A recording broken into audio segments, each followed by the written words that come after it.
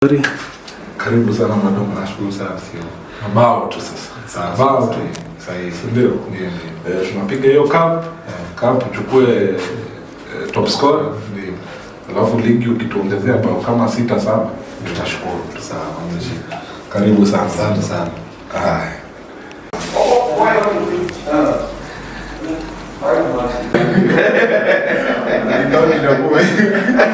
Ni round of 32.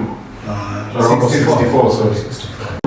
Yaani pale bao zilikuwa kupungua kama 7 hivi. Zikiwa chache. Sawa. Kwanza nipende kumshukuru Mwenyezi Mungu katupa uzima.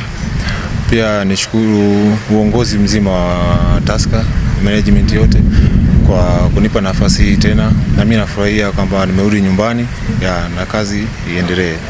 Kwanza ilikuwa ni ngumu, ni sehemu ambayo nilikuwa nimeizoea, pia na treatment zake za madokta na huyu trainer wa nani alikuwa ana train ilikuwa ni nzuri. Kwa hiyo iliniwia vigumu kidogo kwa sababu huko ambako nilikuwa naenda bado walikuwa wajui ni nini kimenipata. Lakini tuliongea vizuri na management tukakubaliana.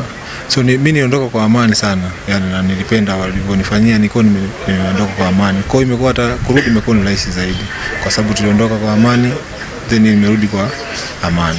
Kwanza kwangu pia ilikuwa ni kama hasara fulani. Pia kwa timu pia unajua inakugharamikia, ilikuwa inagharamia kila kitu. So umetoka bila kuachieve kile ambacho ulitarajia. Kwa hiyo iliniuma sana kwa sababu mimi niko na malengo yangu iko sio nifanye kazi Kenya lakini niende mbali zaidi. So msimu wa kwanza nashukuru Mungu nianza vizuri, msimu wa pili ndo nikapata jeraha ikawa vizuri, but mimi najua ilikuwa ni Mungu amenishikia. Kwa hiyo yule msimu wa pili na ndo utakuwa ndo huu hapa. Hapa kwanza nipende kushukuru coach, kaleta kitu kingine ambacho kimekocha tofauti. Wachezaji wana umoja na ushirikiano.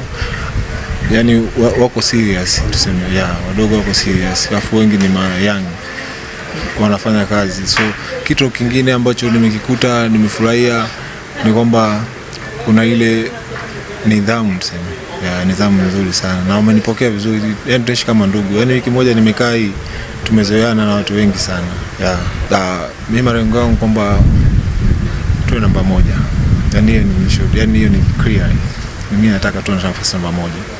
Kwa sababu msimu yote iliyopita, msimu wa kwanza nimekuja tumewin trophy. Msimu wa pili tukawa namba 2 I think.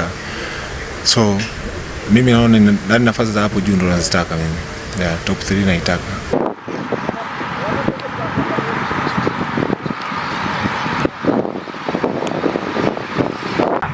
Go,